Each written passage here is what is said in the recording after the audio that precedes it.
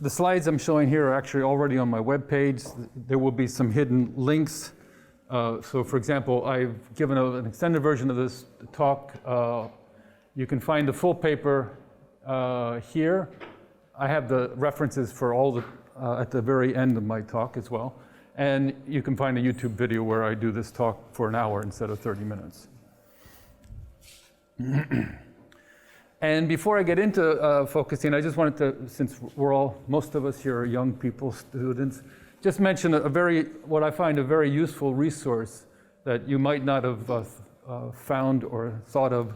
Stanford Encyclopedia of Philosophy. It has a lot of very nice articles, I mean, one of which I'm boasting, I guess, I helped to co-write.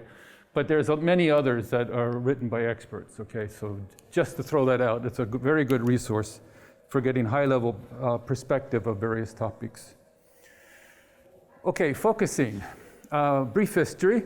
So Gensen introduced the sequent calculus in 1935. That's an unfocused system. When I say unfocused, I mean one of these two systems, LK or LJ, in the sequent calculus. Some years later, myself and some colleagues tried to use sequent calculus on logic programming, okay, some computational logic project. And it was difficult to use, but let's say one of the results we had was that we could organize the sequent calculus proof structures into two phases. There was, in the logic programming jargon, it was a goal reduction phase and a backchaining phase, okay? And so that was an early version of sort of two phases in proof construction. But we couldn't go much further with that. This was based on intuitionistic logic at the time. Girard, the same year, published a paper on linear logic. And a couple years later, Andreoli, a PhD student, tried to put these two together. And with that, he came up with what we usually now call the first focus proof system. And he did it for linear logic. So a natural question was, could you do focusing on other logic? So that's what happened in subsequent years. There was a lot of people working, and I didn't even list all of them. And there was the discovery that focusing could be used in both the functional programming and logic programming settings. These are very non-deterministic settings when you try to use them in a straightforward way with computation. And polarization was able to help you control call by name versus call by value, call by push value. And in logic programming, it was actually the choice between back chaining and forward chaining. And I'll illustrate that in this talk, but not the call by name. I'll focus more on the logic programming applications. And just to point out that Girard then built a few years later the subject of Bludix, which is basically starting with focusing and trying to build logic from that in a sense. In 2009, Chuck Liang and myself presented this LJF and LKF systems, or focus versions of Gensen systems, and we were able to account for the other focus systems that had come up before, so it's a kind of framework for focusing in those two logics. And in the rest of this talk, I'll only focus I'll illustrate what's going on in focusing systems by explicitly talking about that one, LKF. So here's Gensen's LK system, essentially the way he wrote it, two-sided system, and I'm assuming everyone's familiar with this. I even throw in the quantifiers here. Here there's the usual eigenvariable restriction on Y. The horseshoe is implication, okay? And there's nothing surprising here. So let me just move on to just making some observations about this. So for example, the structural rule of exchange is not present in this system because it's built in.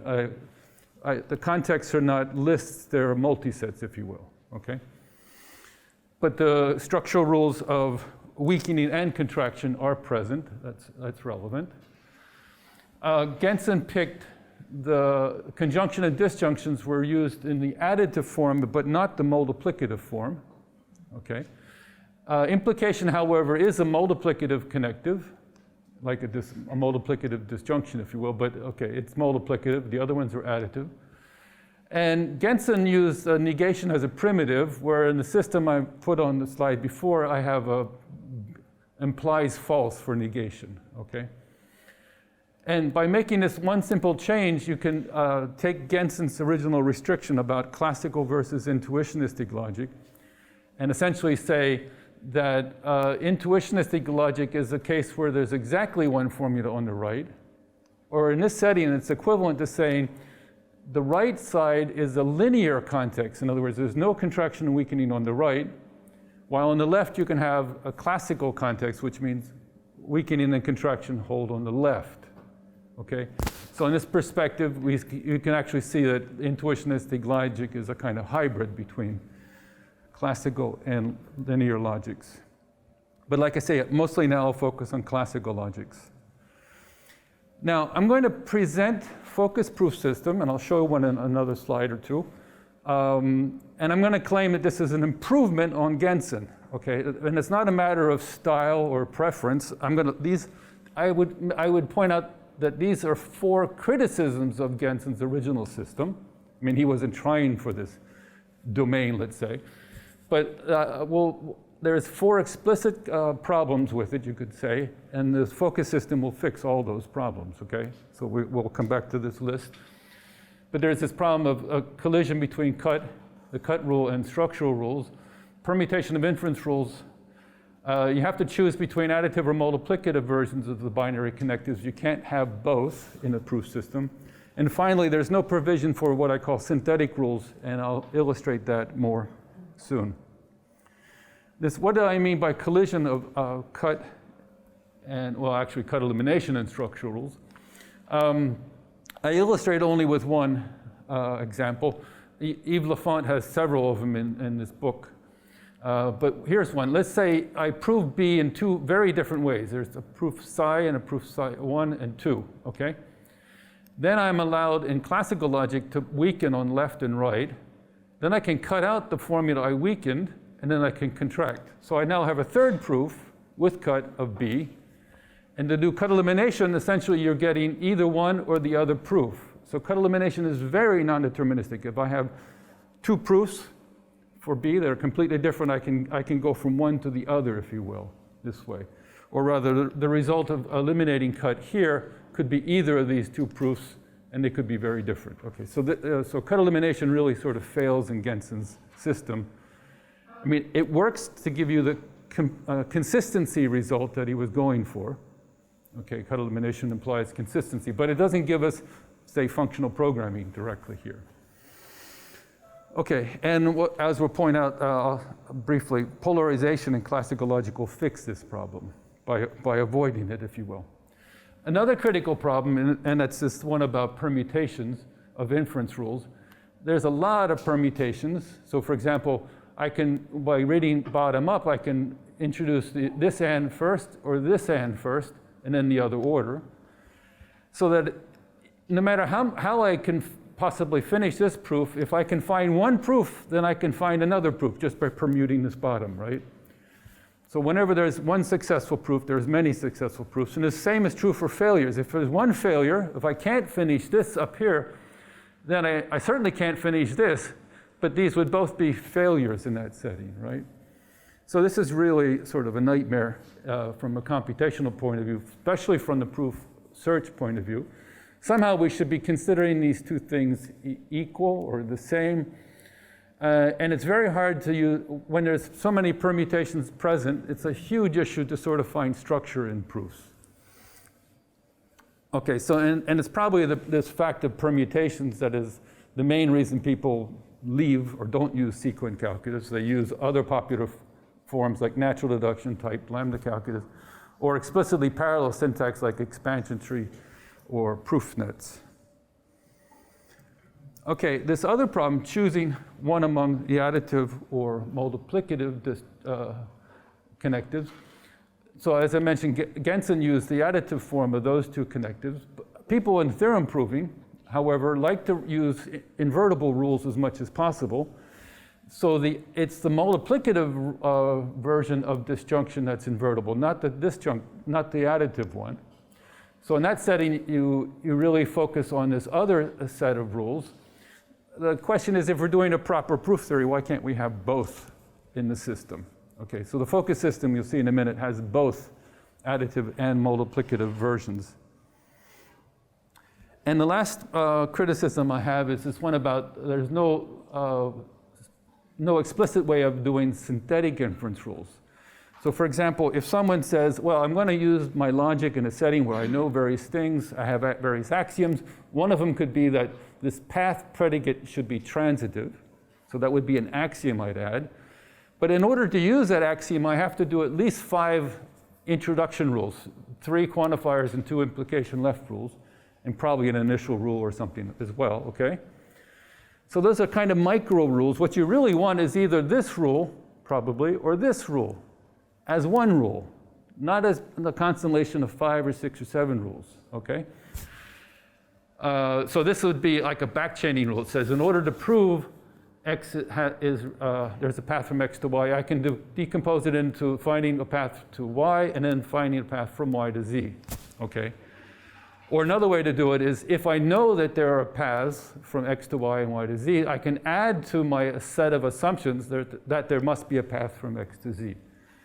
Okay, so the one rule is the right rule, but instead of lots of little rules, okay? So synthetic rules is meant in this way. So one question is, how can you actually build these synthetic rules? And can we guarantee that cut elimination also holds once we build them with the resulting system? So these are the things that focusing allows us to conclude. Okay, so I now introduce the LKF system. So we don't use formulas, we use polarized formulas here. And these are formulas built out of these connectives. So they look a lot like and or and quantifiers, okay? But I put plus and minus on them. So there are positive connectives, the first line, negative connectives on the second line. Okay, there's no positive, negative versions of existential and for all. Their polarity is not ambiguous. But the other ones would be ambiguous without the plus and the minus. I also have to give atomic formulas a bias. I have to say they're positive or negative also. All right? So the way that's done is you introduce a function that maps all the atoms to a set, either plus or minus. That's just extra information given.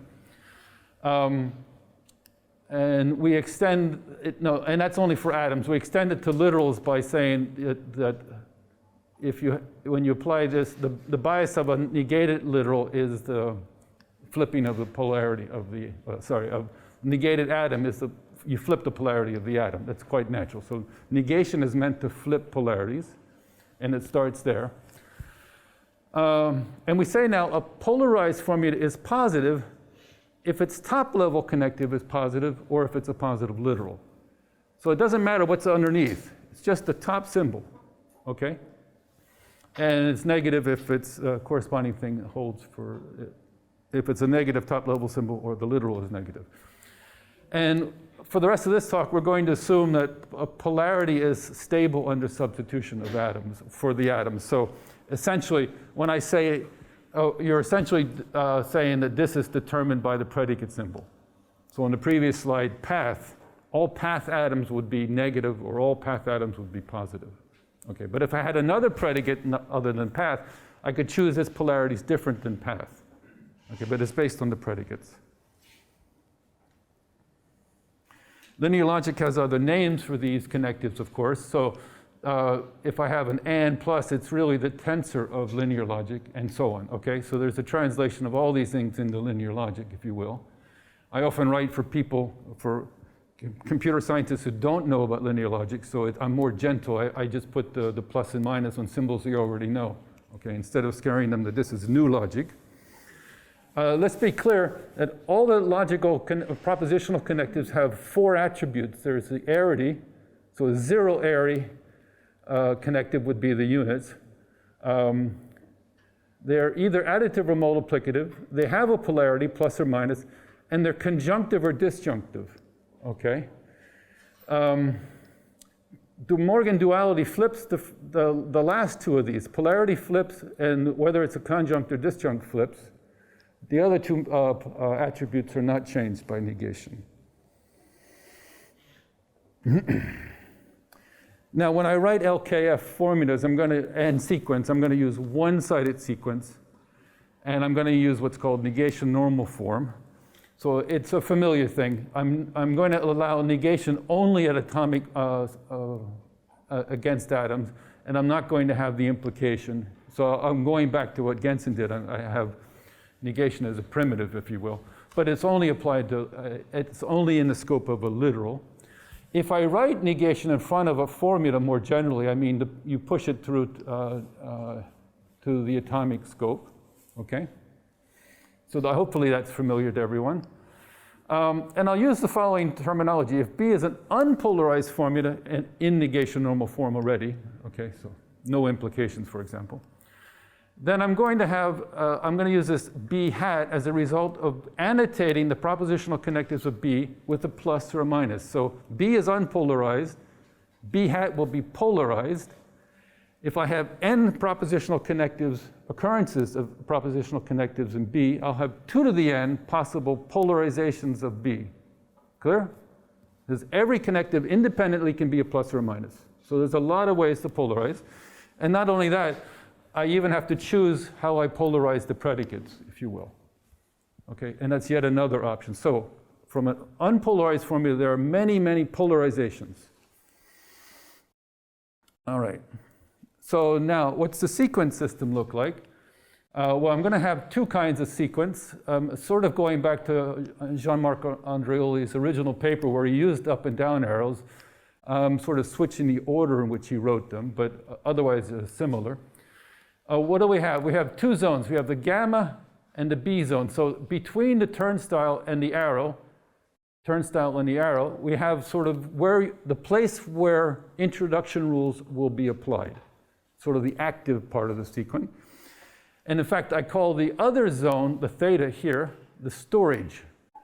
Okay, and I'll show you why I use that terminology, but it sounds like a little bit more remote, if you will. Less happening there.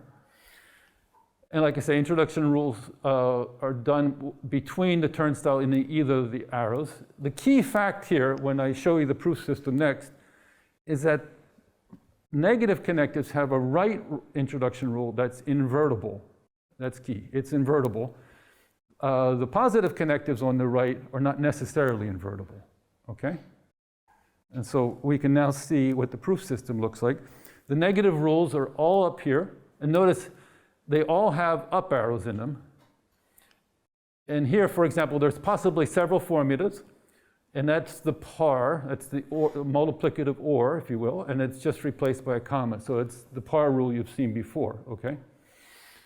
All right, so all of these negative connectives are in this zone. And like I say, this is invertible. So if you're doing the construction of proof going bottom up, if I see a connective that's negative, and I have this up arrow, then I can just randomly in any order do these introduction rules until to exhaustion, okay? So for example, all right, if I'm in the down arrow phase, there's exactly one formula in this zone, introduction zone, always for all these connectives. And here I'm making a choice. I either have to go left or right. Here I have to make an instance of the quantifier, okay? So that's why it's not necessarily invertible. I could make the wrong choice. Here there's no choices to make above it, but here in this zone there is. These 2 phases talk to each other about, well, are connected or end by one of these rules. So for example, if I'm in a down arrow phase and I have a positive literal here, so L is a positive literal, then I must have its complement in the storage zone, if you will. Then I can quit. If I'm here and I have a Q is what? It's a positive formula or a literal, and I'm in this invertible phase. If it's positive, I don't want to do it now. I'm going to wait to do it later. That's a real choice. So I'm going to move it into storage, okay? Because I'm focused on invertibility. And so if I see something that's not necessarily invertible, just delay, okay? And finally, let's say if I'm in the down arrow phase where I'm doing these choices, and I happen to encounter a negative formula, in other words, it will have invertible rules, I go, I switch to the other phase, and now I go into this invertible phase, okay? That's quite natural. And the other important rule here is the decide rule. If I've actually processed everything, if all the easy things are done, All the invertible stuff is taken care of. Then I have to make a decision. All right? To continue the proof, I pick something to focus on. Okay, so I say focus now here. I'm focusing on how do I introduce the P. So this zone is often called the focused formula in this setting. Okay, that's where the proof system gets its name. Okay, I'll point out something quickly here. There's exactly one place where contraction is used in this classical system, and it's right here. I never choose, well, should I contract or not? The answer is you only address that question about contraction when you make a decision what formula to focus on here. Okay? You never contract on a negative formula. Okay? Also, negative formulas are essentially treated in a linear sense. They're not contracted like I just mentioned. They're also not weakened unless possibly it's a negative literal, in which case negative literals can be weakened if they're in this zone. Okay? But if it's a negative non-literal formula, it is treated like linear logic. It will not be weakened, it will not be discarded, and it must be used in this proof system. Okay? And notice how many positive formulas or negative formulas you have is up to someone else, right? You can polarize these things in wildly different ways. So observations about this proof system. Well, first of all, let's say if B is a polarized formula, then we say it has a proof if this formula, this would be the end sequence. This is where you'd start. Put it in that zone with the up arrow, okay? So that's the bottom of all these proofs. And the key observations, I already made this one. Contraction is done in the decide rule only for positive formulas. And weakening only happens at the very end here. And it only weakens positive formulas or possibly negative literals. And here's the soundness and completeness proof. The soundness is pretty easy. Let B be an unpolarized formula.